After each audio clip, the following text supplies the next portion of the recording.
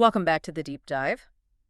Just pause for a moment and think about the dizzying pace of change around us. Pretty wild. Right. One minute you're dreaming of sci-fi tech, the next it's like translating languages right in your ear. Then you're seeing these big economic shifts rippling out from, say, new medications all the way to the clothes you find in stores. It can feel like a lot to keep track of, yeah? Definitely. It's hard to keep up sometimes. Okay, so let's unpack this. Today, we're taking a deep dive into exactly that kind of rapid transformation. Good plan. From those sci-fi dreams actually becoming reality, like we said, to the surprising ripple effects of brand new medications. It's really been a week of significant shifts. It really has. Our mission today is basically to connect these seemingly disparate dots. We've got a stack of recent sources looking at AI breakthroughs, the evolving healthcare landscape, and the sort of underlying economic currents shaping it all. Our goal: extract the most important nuggets of knowledge for you, give you a shortcut to being truly well-informed, and maybe, hopefully, provide a few genuine aha moments along the way. Indeed. And what makes these connections so compelling, I think, is how they force us to rethink things we took for granted. How so? Well, these aren't just isolated events, right? They're all part of a bigger, interconnected global tapestry of change. Understanding how these trends are, deeply intertwined shows us not just what's happening. But the why. Exactly, the why behind it. And maybe most importantly, what it could mean for all of us. Absolutely. So let's kick things off with something that's been a staple of science fiction for, well, decades. The universal translator. Ah, the dream. Star Trek, Hitchhiker's Guide. Exactly. For years, we've watched characters on Star Trek effortlessly chat with aliens or imagined having a babble fish from Hitchhiker's Guide. Real-time language translation always felt like... Way off in the future. Right, a true technological holy grail. But AI is finally bringing these dreams into our daily lives, and the pace is picking up fast. Just this week, Apple unveiled the AirPods Pro 3. That was September 9th. And they're going on sale next week for $250. Okay, so new AirPods. What's the big deal? Well, these aren't just another pair of earbuds. What's truly remarkable is their capability for immediate real-time translation. Wow. French, German, Portuguese, and Spanish right into English. Instantly. Okay, that is impressive. And it's not just one way. If two people are wearing AirPods, they can have a two-way simultaneous conversation, each hearing the other in their own language. Imagine that for travel or international business calls. Totally. And this feature is also coming as an update to AirPods 4 and Pro 2, so it'll reach more people. Good. Though, interestingly, it won't be available initially in the European Union. Regulatory hurdles, perhaps? Maybe. Hints at some complexities there, yeah. Well, this move by Apple, it really highlights their broader AI strategy, doesn't it? Seems like it. Yeah, D.A. Davidson analyst Gil Luria sees this feature as a significant step forward. Not just for convenience, but maybe as a driver for consumer upgrades, pushing people to get the latest tech. Makes sense. What's clear is that real-time translation is, rapidly becoming a key battleground in the tech industry. Yeah. AI has reached a point where it can translate languages at speeds basically comparable to human speech. That fundamentally changes how we interact across languages. It opens up global communication in totally new ways. And Apple, they're definitely not the only player really innovating here. Not by a long shot. Oh, for sure. Others are tackling real-time translation from different angles, which really shows the breadth of AI capabilities now. Like who? Well, take Google, for instance. Their Pixel 10 phone has this voice translate feature, and what's really cool, kind of a contrast to Apple's, is it can actually preserve the speaker's voice inflections. Oh, I remember seeing that demo with Jimmy Fallon sounding like himself. That's the one. It adds this layer of naturalness that's truly impressive. Yeah, that was mind-blowing. Then you have Meta, right? With their Ray-Ban Meta smart glasses. Right, the glasses. How do they do it? They translate via embedded speakers and display transcribed responses on your phone. And they're expected to release new smart glasses soon, maybe with an integrated display. So translation right in your field of vision. Potentially, yeah. And of course, you've got OpenAI's ChatGPT. Its intelligent voice assistant mode also includes really fluid real-time translation. It's definitely a crowded space. Which means rapid innovation for us, the users. But, this isn't just a fascinating tech development. It's a direct signal for anyone in a language-reliant job. Ah, yeah. The impact on human translators. Exactly. There was a Microsoft research study back in August. It found that a staggering 98% of translators' work activities overlap with what AI can now do. 98%. Wow. Yeah, it directly threatens human translators and interpreters. Yeah. It forces us to ask, okay, where do human skills become truly indispensable now? Like cultural nuance, or maybe high-stakes interpretation. Precisely. It suggests a critical shift towards oversight, cultural understanding, maybe highly specialized content, Yeah. and perhaps even the emotional intelligence side of human interaction, where AI still kind of struggles. So it's not just about convenience, it's about fundamental shifts in professions. What skills are valued going forward? Absolutely. It's easy to get lost in the magic of the translation itself, but what I find really fascinating is the engine behind it all. The hardware. Exactly. The sheer engineering might, the key players pushing the limits of the hardware. All this AI, all this real-time translation, it needs serious computational power. So how does this cutting-edge tech actually get built? And who's leading that charge? Good question. Well, that brings us to SK Hynix, the South Korean memory chip maker. Ah, Hynix. Big player in memory. Right. They just announced they're ready for mass production of next-gen HBM4 chips. HBM4. Okay, break that down. HBM is high bandwidth memory. You got it. High bandwidth memory. Yeah. They're essentially these stacked memory modules designed for extreme data transfer speeds. Crucial for AI. Absolutely crucial. They feed the massive data sets that these large AI models need, especially for a major client like, say, NVIDIA and their next-gen Rubin architecture. Right. NVIDIA needs tons of this stuff. And these HBM4 chips aren't just a minor tweak. They offer double the bandwidth. Double. Yep, double the bandwidth and 40% increased power efficiency compared to the previous generation. Wow. That's a significant leap. It really is. Yeah. And SK Hynix has clearly established a significant lead here over rivals like Samsung and Micron. Analysts like Dan Nested of Triorient are saying they're far ahead. Okay. In fact, Counterpoint Research projects SK Hynix will keep about 50% of the HBM market share by 2026. So they're dominating that specific critical niche. Looks like it. And this isn't just about making better chips. It's literally about powering the entire AI revolution. And if we step back, look at the broader context. These advancements in chip manufacturing are directly fueling that whole global push for sovereign AI. Right. Countries wanting their own AI capabilities. Exactly. Countries are realizing they need self-sufficiency in AI. And this has led to this emerging chip renaissance. You see it particularly in places like Japan. Interesting. Yeah, companies like Edge Cortex are pushing for strong domestic semiconductor manufacturing. This national interest in self-sufficiency, it doesn't just benefit individual companies. It enhances the entire semiconductor ecosystem. And positions countries strategically. Precisely.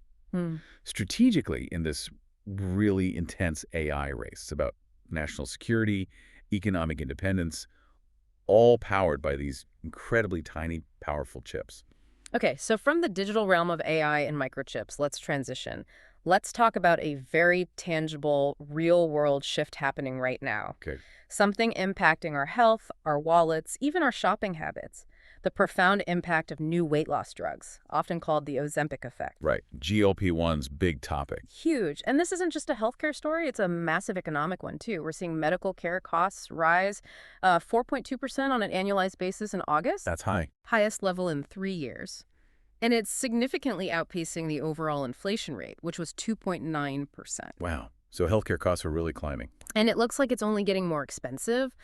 Large employers, they're projecting an average 9% increase in their overall health coverage costs for 2026. 9%. That's the highest jump since 2010, isn't it? It is. And within that, a huge 12% increase is expected specifically in pharmaceutical costs. 12% for drugs. Oof. So what's driving this? Well, primarily expensive cancer drugs, and critically, those popular GLP-1s we mentioned, like Novo Nordisk's Wegovy, Eli Lilly's Zepbound, used for diabetes and obesity. Right. Highly effective, but very expensive. Exactly. So for you, the listener, this means you might be grappling with potentially higher out-of-pocket costs or maybe navigating complex insurance hurdles for these medications. While employers are under immense pressure to figure out how to manage these spiraling expenses. So the critical question becomes, how are employers actually coping with these surging costs? Yeah, what are they doing? Well, Ellen Kelsey from the Business Group on Health notes that while companies are trying hard not to pass costs directly to employees, They have to do something. right, they're exploring a range of new strategies. Things like tightening eligibility requirements for GLP-1 access, basically making it harder to get insurance approval. Okay. And increasingly, they're investigating the cash pay market, looking for ways to manage the cost outside traditional insurance. Interesting. A sort of strategic chess match unfolding in real time, impacting benefits for millions. That brings up a really critical point about access, doesn't it? Because here's a surprising fact. Yeah. GLP-1 purchases. They are now the top category of cash pay spending in those pre-tax flexible spending and health savings accounts. For expenses not covered by insurance. Really? People paying out of pocket that much? Apparently so. Brian Horley, he's the CEO of Patient, reports usage tripling year over year at providers like Lilly Direct and NovoCare. And those places offer the drugs for less than list price, right? Yeah, roughly half their list prices, which are still over $1,000 a month. Still a lot of money, but better than full price if insurance won't cover it. Right. But for individuals, this situation really highlights a growing gap in healthcare access, doesn't it? It does. If you can afford the cash price, maybe you can get it. If not. Exactly. And for employers, it's not just a cost problem anymore. It's becoming a workforce equity challenge. How so? Well, this cash pay trend, while it provides some relief for some people, it disproportionately leaves lower income workers at a significant disadvantage. Makes sense. They likely can't afford even the reduced cash price. Right. So it's prompting employers to actively seek ways to get those cash pay prices for their plans, to try and ensure more equitable access for all their employees. So they're trying to leverage the cash market pricing for their insured population. Seems like it. Yeah. It's a challenge that tests both employers and, the pharmacy benefit managers to rethink how healthcare is delivered. A complex puzzle. So what does this all mean beyond just healthcare costs? The economic ripples, they go far beyond providers and employers. They're reaching into some really unexpected corners of the consumer market. Like retail. Exactly, particularly retail. Jennifer Johnson, she founded True Fashionistas. It's Florida's largest clothing reseller. Okay.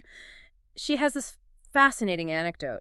She's noticed a torrent, her word, of larger size clothing arriving in her stores recently. A torrent? More than usual. Way more. It's literally flipped her inventory.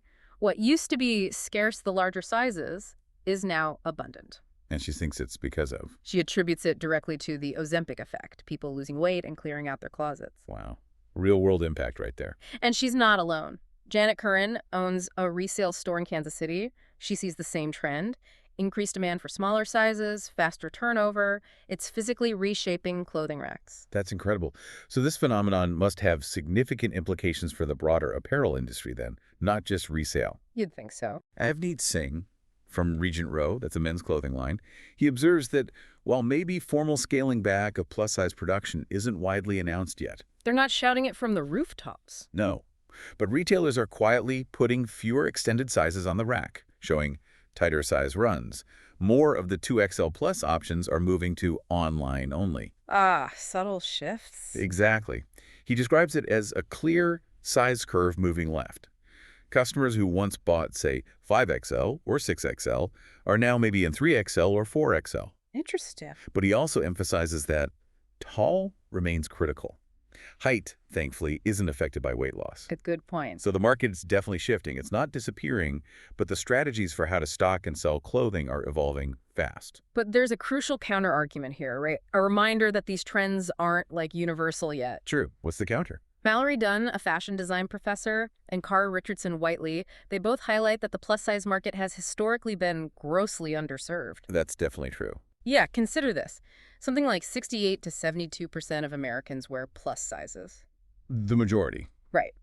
But it only represents about 12 to 18% of apparel revenue. A huge mismatch. So they argue that GLP-1s, they still remain a luxury for many people.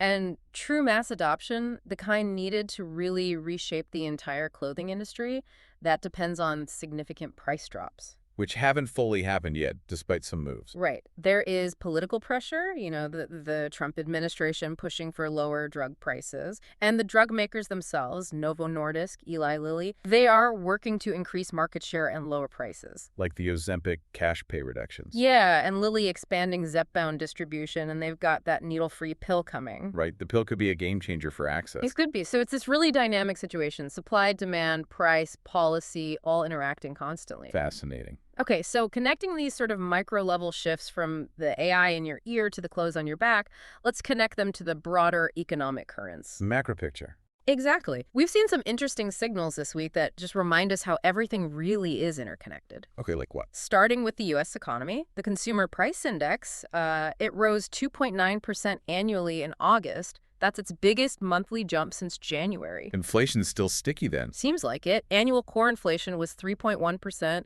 still stubbornly above the Federal Reserve's 2% target. Not where the Fed wants it. Nope.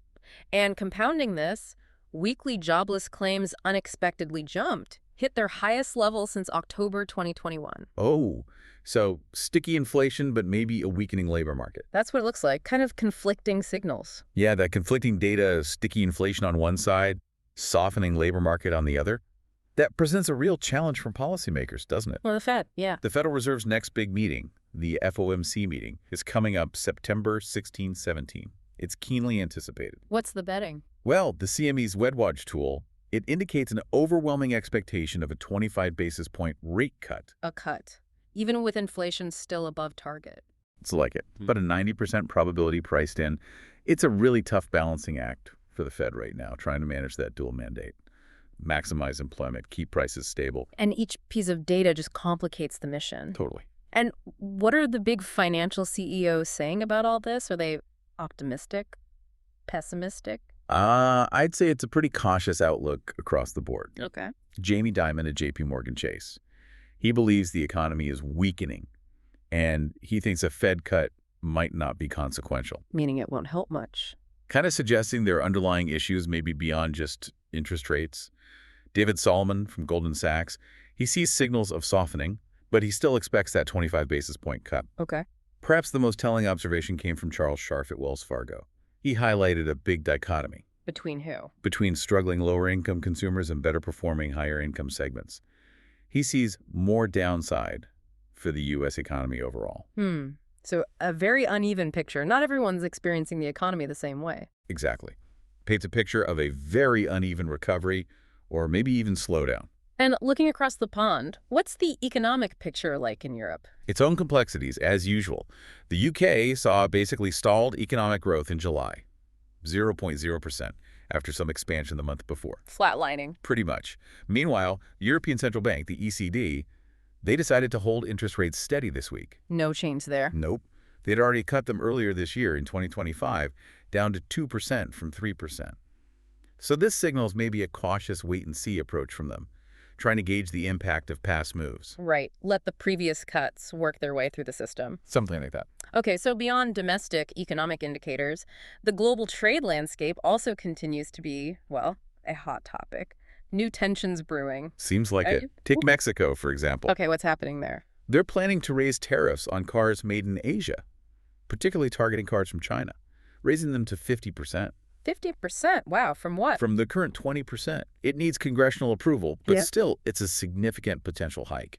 Huge. And China's reaction? Predictably, not happy. They issued a stern warning to Mexico to think twice, threatened countermeasures. Yeah, and asserted the need to safeguard free trade against what they called U.S. abuse of tariffs, saying Mexico shouldn't sacrifice third-party interests. High stakes there. Because Mexico's auto industry is huge for them, right? It's their largest employer. And China has already invested heavily there, over $7 billion in auto parts and manufacturing since June 2022 alone. So it's a really delicate geopolitical dance for Mexico. Absolutely. And this isn't just about tariffs on cars, right? It's a fascinating example of the broader implications of these trade tensions. How so? It just underscores the delicate balance countries have to strike. Managing trade relations amidst these big global economic shifts and national interests. Think about China's dominance in critical mineral supply chains, for instance. Right, that adds another layer. It totally does. It puts pressure on countries to balance their need for economic growth and trade with strategic self-sufficiency and political alliances. It's this continuous push and pull on the global stage, every nation trying to secure its position in a rapidly changing world order. What an incredible deep dive this has been today. Wow. We've covered an immense amount of ground, really connecting those dots, I think. Yeah, we covered a lot. We started with the just breathtaking pace of AI transforming communication and industry, universal translators getting closer, the specialized chips powering it all. The HBM4 chips. Exactly. Then we moved into that profound Ozempic effect, reshaping not just healthcare costs, but consumer behavior, even the clothing retail landscape. Yeah, the resale market changes were fascinating. Weren't they? And all of this is set against this backdrop of, cautious but actively maneuvering central banks, navigating sticky inflation, softening labor markets. While global trade tensions keep simmering. Right, forcing countries to rethink economic allegiances. It's all linked. And if we connect this back to the bigger picture, it really just highlights the absolute interconnectedness of these stories that might seem distinct at first glance. Totally. Understanding how all these innovations, these economic forces, how they combine, it provides a much clearer picture of our rapidly changing world. And maybe, just maybe, a clearer map for navigating what comes next. Well said. So, thinking about all this, what does it all mean for you, the listener? As AI keeps making the world smaller, maybe more accessible, and health innovations profoundly reshape our lives and bodies, how do you see these converging forces creating new opportunities? Or maybe new challenges in your own daily experience, your professional world? Good question to ponder. Definitely something to think about. We Okay. encourage you to keep diving, keep asking questions, and just keep being curious about the layers beneath the headlines.